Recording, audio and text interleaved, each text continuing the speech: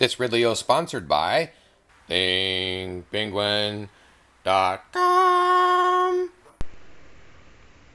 Dave Ridley here from ridleyreport.com with some New Hampshire Liberty news. Kind of a roundup of all the things that just sort of have fallen in my lap over the last couple of months. So some of it is not quite news anymore.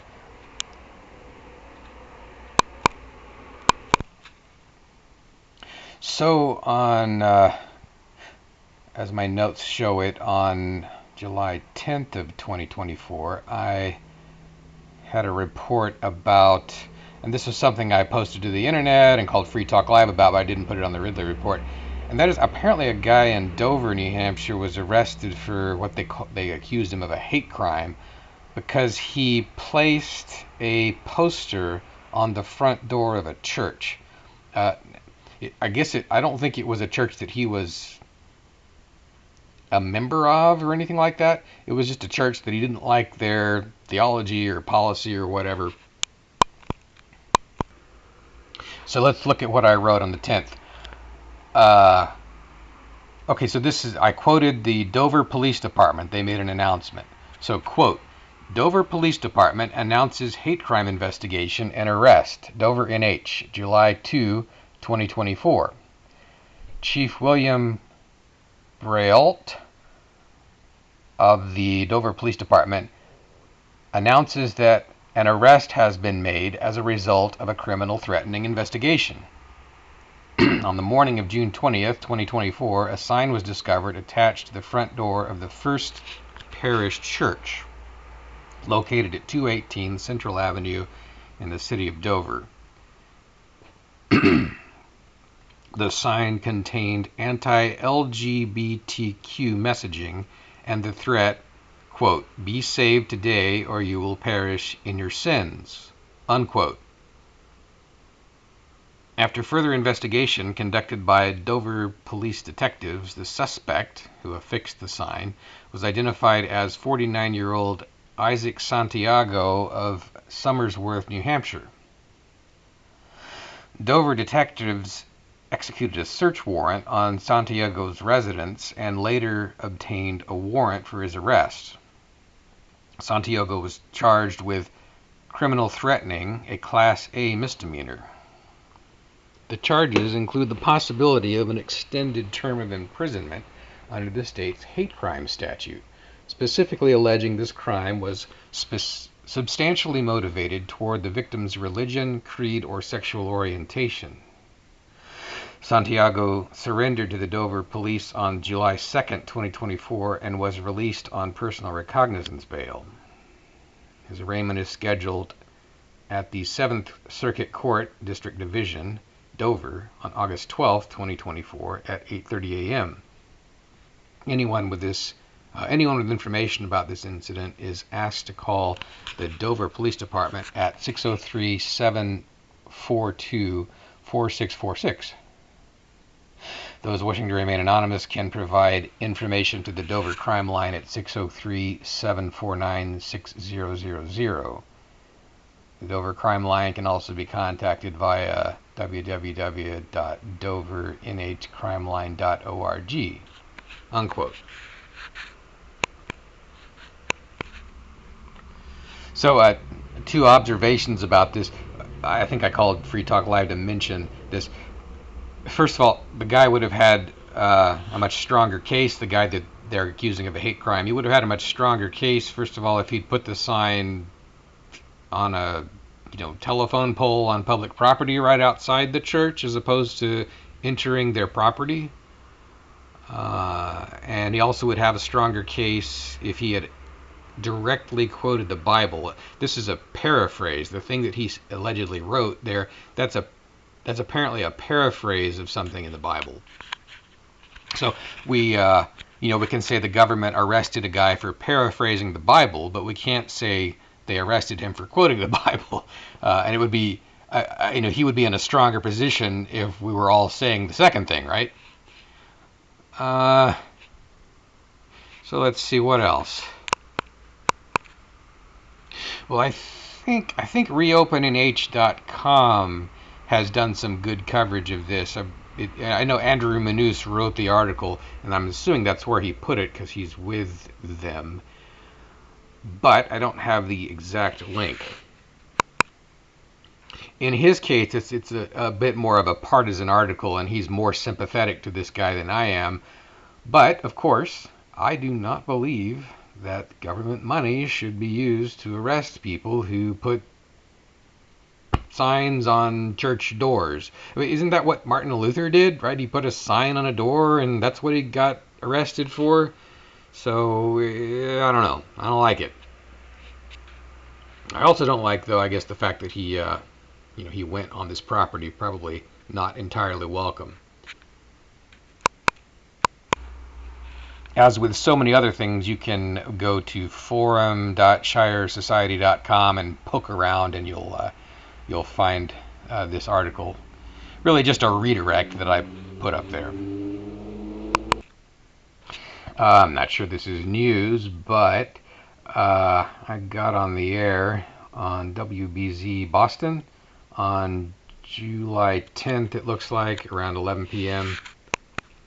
Which is something I do a lot. I guess I get on the air about 10 times a year. 10 times a month on average. And this is probably the station that has, the most listeners, the show that has the most listeners of any of the ones I call into. And it takes a while to get through, and you have to be on topic, and you have to be super on topic, or, they send the SWAT team.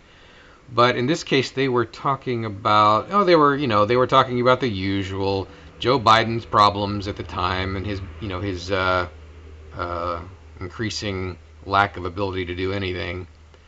And they were talking about Trump, just like everyone else. So I called in to just say, hey, why is it that everyone seems to be pretending that Robert Kennedy isn't running? Because he was still running at that time. So the guest was some prostitute from the biggest paper in Mass. And he responded kind of unprofessionally. So he said that Kennedy was a kook. And they went to break before I had the chance to use the word prostitute. Well, I was going to call him a prostitute. I probably never would have been able to call in again. I don't know. That show, I'm right on the borderline on that show. They can just barely tolerate my calls, but they keep letting me through. On July 25th, I got on the air on the same program. They had a police union official who was on talking about, general crime in Boston and whining about, this or that funding that they weren't getting. And so I asked them, if they're not getting enough money, then why don't they just save money by deprioritizing victimless crime arrests? And I mentioned specifically the carrying of a firearm. And this was a really nice and pleasant conversation. We all had this kind of friendly demeanor towards one another, and I did appreciate this cop's demeanor. And so he made the kind of outrageous statement that folks who they're the victims of people owning guns are the people who live in the same neighborhoods as people who own guns, basically.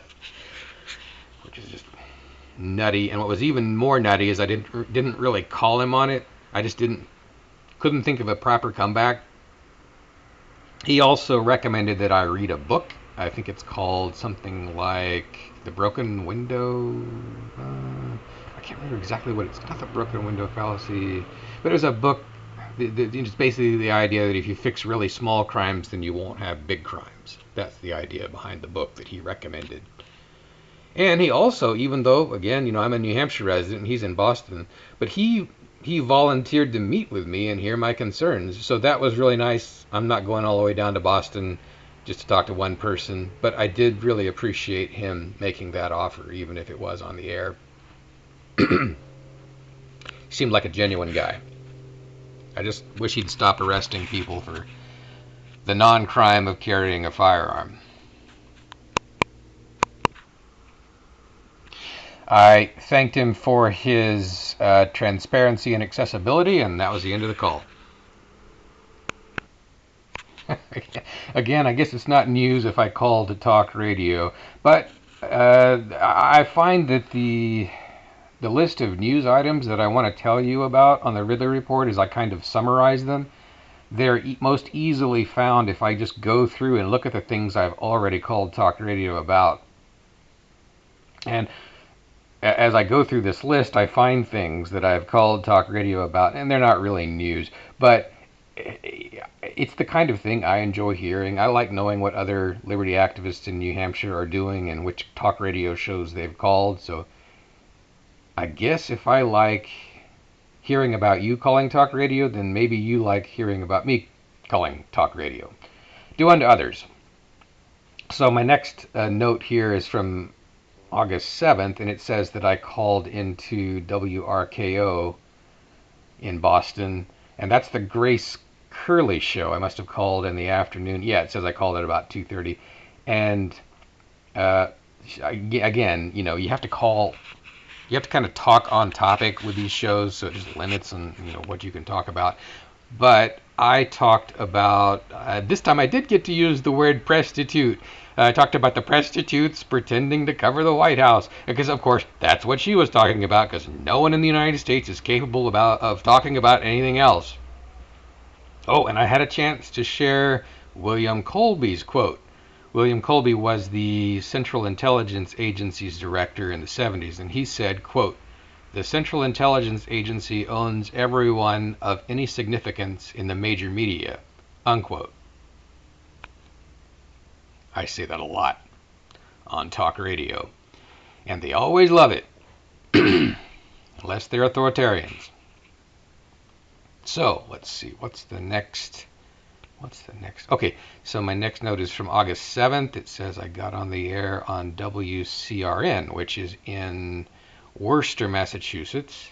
And again, I had to talk on topic. I couldn't call in with New Hampshire Liberty News, but I did try to steer their discussion in a more freedom direction. So they were talking about,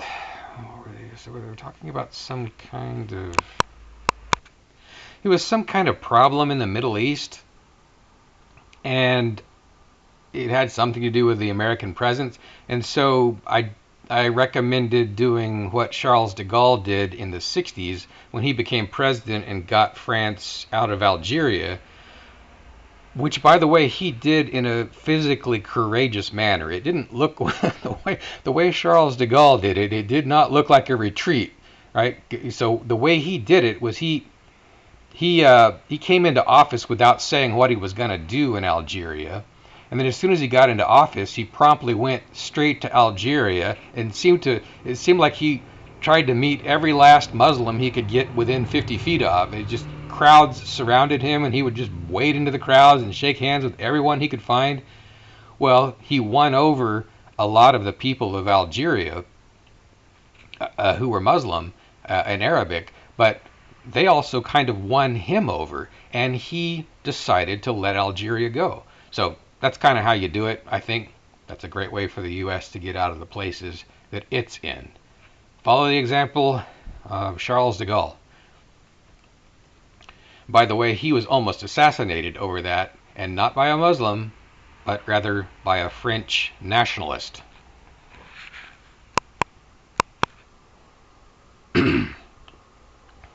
On August 8th, I called into WKBK in Keene, which is the AM radio station in Keene, New Hampshire, to report with an update on this thing I was telling you about in the last broadcast. I called in to announce that 8 more groups had joined this lawsuit. I think it was a lawsuit. Yeah, I'm not sure if lawsuit's the right word for it, but there was a case before the Massachusetts Supreme Court over the rights of gun owners who were traveling in Massachusetts. For example, a New Hampshire resident who is traveling in Massachusetts with a firearm in the vehicle and they get arrested for it. So I called in to report that 8 more groups had joined this Supreme Court fight. These were gun rights organizations from across the country. And I believe I also mentioned the fact that a hearing at the Supreme Judicial Court was scheduled for September 9th. On August 8th in the afternoon, I got on the Bill Bunkley Show, which is a Christian show out of Florida, to talk about the Free State Project and invite their pro-freedom listeners, if any, to move here to New Hampshire. I guess I was probably talking on topic because they were talking about some problem to which the Free State Project was a solution. I don't remember the details. On August 10th, I called into Free Talk Live to talk about ancient civilizations and the way they were able to preserve their story in stone. For example, the reason we know about Göbekli Tepe from the 10,000 BC era is because they had done some stonework that survived. Some really impressive stonework, of course. It's almost on the level of the Great Pyramids. Anyway, I suggested that maybe someone from the Free State Project should do that. Someone who has moved to New Hampshire and wants to sort of preserve the New Hampshire migration story. If you want to keep that alive for 10,000 years, that's how you do it. You put it in stone. This triggered kind of an interesting discussion on how one would go about preserving information for that period of time. And there were other things that came up. For example, you could, if you wanted to, there's a way to, I guess you print something out in a certain way. It wouldn't be on paper, but maybe you print it out on metal or something like that, engrave it, and then you put that in amber. So there are cases from as far back as 3 million years ago where frogs got sort of stuck in amber, and they would be able to recover the frog 3 million years later, and that has been done. So it could be done with writing much more easily than a frog, probably. But I don't know if metal is what you would put in the amber. Anyway, if you happen to be good at stoneworking, we could use you.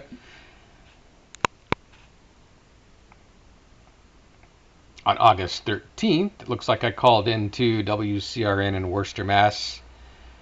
to talk about the Free State Project as a solution to whatever nanny-state problem they were discussing at the time. It is interesting just how many problems the Free State Project is a solution for.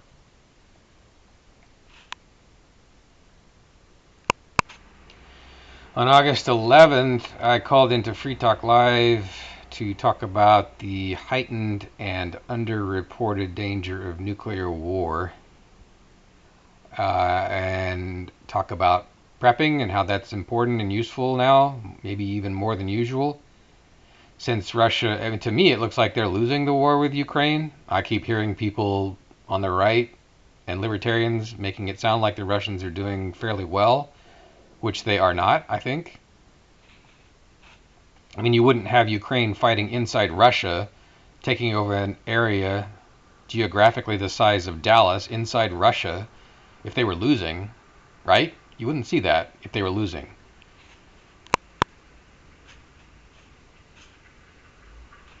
I recommended reading a book called Nuclear War Survival Skills. You know, because if you think about it, the real danger in a war like this, where you've got a nuclear power as part of it, especially if you've got two nuclear powers that are kind of going at it even indirectly, the danger is when one side starts losing. And to me, in August, it sure looked like the Russians were losing, and it looked like that moment might be arriving. And of course, it still might. And the Russians may yet lose. I really haven't paid much attention to the war in the last couple of months. But the way I look at it, all you got to do is look at the map. Winning a war does not look like, it's not a country the size of Russia managing to take over 20% of a country 1/3 its size over a period of 2 years. And that's not what victory looks like. Victory looks like 1939 in Poland, where Germany takes over all of Poland in 6 weeks with 14,000 dead, right? The Germans However, the Russians, on the other hand, they probably had 14,000 dead in the first month, and again, they only made gains of, they gained an additional, what, 10% of Ukrainian territory and all that fighting? I just think, to me, I just don't buy this idea of Russia being competent and Russia being successful at all in Ukraine. Eventually, they might have a breakthrough, and even if they were to conquer the entire country in 2024, I'm not sure I'd call that a real victory for Russia. I mean, they conquered all of Afghanistan in, what, a week or two with hardly any losses, maybe 10, 20 guys. And that was a loss. so Ukraine, I think, to me, the Russians lost in 2022. And we should recognize that and accept their defeat. Take the win.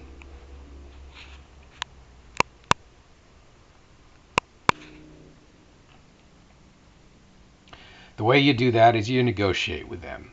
You come to an honorable solution where the Russians get enough ground to bury their dead. Just like happened in Finland in 1940, just like the Chinese and the Vietnamese did in 1979. In both of these cases, we're talking about wars that lasted less than 6 months. There is no instance of a nation benefiting from prolonged warfare, said Sun Tzu. Do you value your privacy? Want hardware that works? Get Linux at New Hampshire's very own thingpenguin.com.